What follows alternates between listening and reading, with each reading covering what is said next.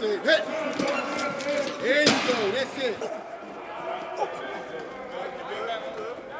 IU on the field tonight, getting their ducks in a row before facing off Friday against Oregon. Thanks for inviting us in. It's now 11 o'clock. The Hoosiers have just a few days to gear up for the Peach Bowl. This is a familiar foe, but the players know this Big Ten rival isn't the same team they faced in October. We've got Logan Gay in Bloomington tonight. She's breaking down preps for the biggest game in program history. Logan? It's all business on the practice field for the IU Hoosiers. With the Peach Bowl just days away, we watched as they put in that work. IU football has been crushing it in the college football playoffs, but this team isn't getting comfortable.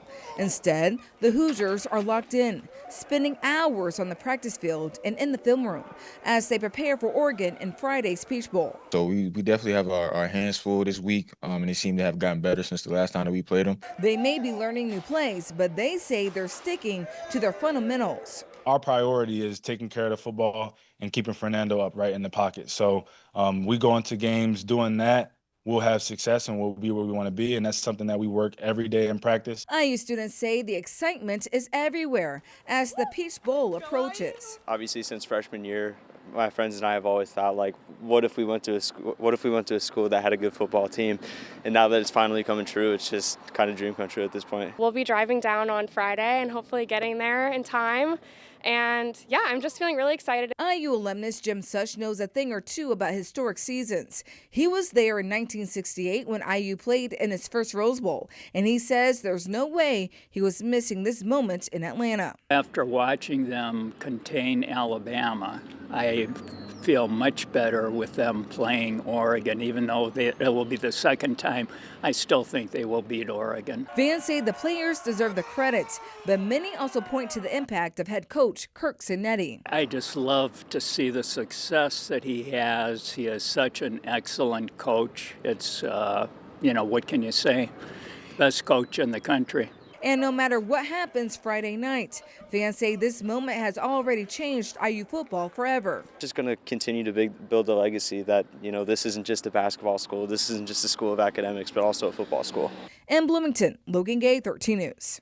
And a note for IU fans tonight, you can grab your rally towel and a special edition poster tomorrow. The team confirmed the pickup information on social media. So this event is from 5 until 6:30 at Assembly Hall or until supplies run out. And if you're interested in making the trip to the Peach Bowl, want to let you know that American, Delta, and Southwest Airlines have added 6 nonstop flights to Atlanta. They'll all depart Thursday, and return flights are happening on Saturday. You can check out all the flights right now. We've got them posted over on WTHR.com. And make sure that you stay connected to WTHR Plus this week. You'll be able to see extended interviews with coaches, players, and fans. Then, of course, a full wrap-up of the Peach Bowl on Friday night. Angela? Scott, it's a mild Monday night. Keep in mind our average high mid-30s. We're still in the upper 30s and low 40s right now. 42 Indianapolis, 39 Shelbyville and Columbus, and 42 degrees in Greencastle. Keeping an eye on a little weather system up to our northwest. Clouds for us will continue to thicken up overnight and early tomorrow. Slight chance of a few areas of drizzle or a stray shower. 46 at 8 a.m. Midday 51. Clearing skies tomorrow afternoon. Highs in the mid-50s. All right, Angela, thanks. A new year brings new leadership at the City County Council as former Council President Bob Osley steps aside from his leadership post. Alex Almanza is at tonight's first meeting of 2026, where city leaders are already hitting the ground running. The New Year's first City Council meeting was met with plenty of pomp and circumstance as a new era for City Council is brought in. But what remains the same is the amount of work that's still left ahead. It started out like any other meeting, but this time, some big changes are ahead. I stink on the wall. I can't do the ugly cry. And with big changes, it's nice to have family in the audience for the big day. Thank you for the privilege of serving. Now, as we vote for election of officers, after 8 years of serving as council president, Bob Osley passing the baton, and just like that, the green buttons have it. Councilor Lewis, congratulations. You're the new president. A new president is elected, Maggie Lewis, but her win wasn't without its pushback. Majority Leader Lewis voted against the community-backed plan for a fully funded, fully public school President, board, that has nothing to along do with the rest what of we're speaking so-called on this Democratic evening Mayor and voting on. Joe Hodgson. Critics claiming President Lewis isn't doing enough to support Indianapolis public schools. My role is very limited. I did serve on that task force to come up with a recommendation. I did support the recommendations that were voted on by the majority of the members of that task force. Now it's up to our state legislators to decide the fate of IPS. So after a bit of musical chairs, the new leadership is in place. And for Lewis, it's not her first time as council president, as she previously served in the role from 2012 to 2017. One of her priorities, taking some meetings out of the city-county building and out into the community. We want to make sure that we take those meetings out to the community and allow them to share their concerns, their comments about how we're actually spending taxpayer dollars. Now, as this new leadership gets underway, questions still remain on whether Councilor Vop Osili will announce his mayoral candidacy. At the city-county building, Alex Almanza, 13 News.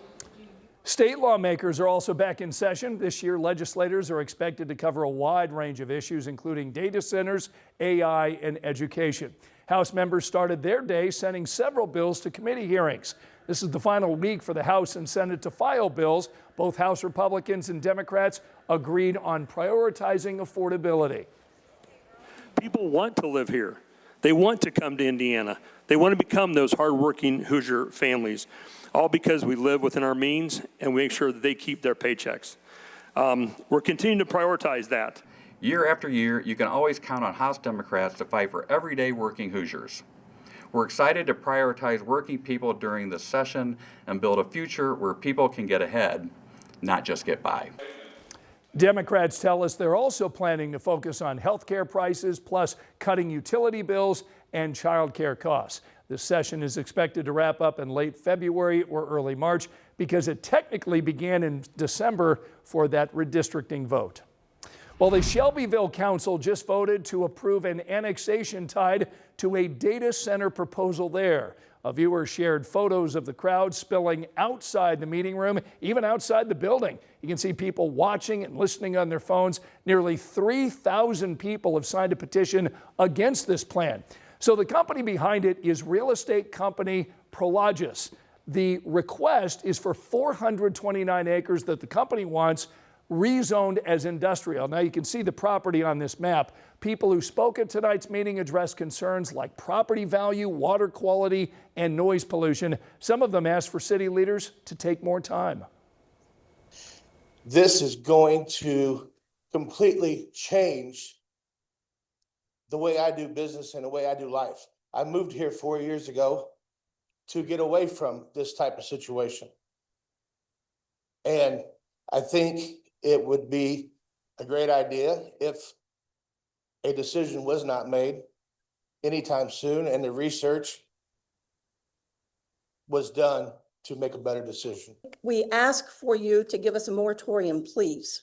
Give us a chance to work with you on this, to do what's right for the citizens that you represent. That's all I ask. Thank you.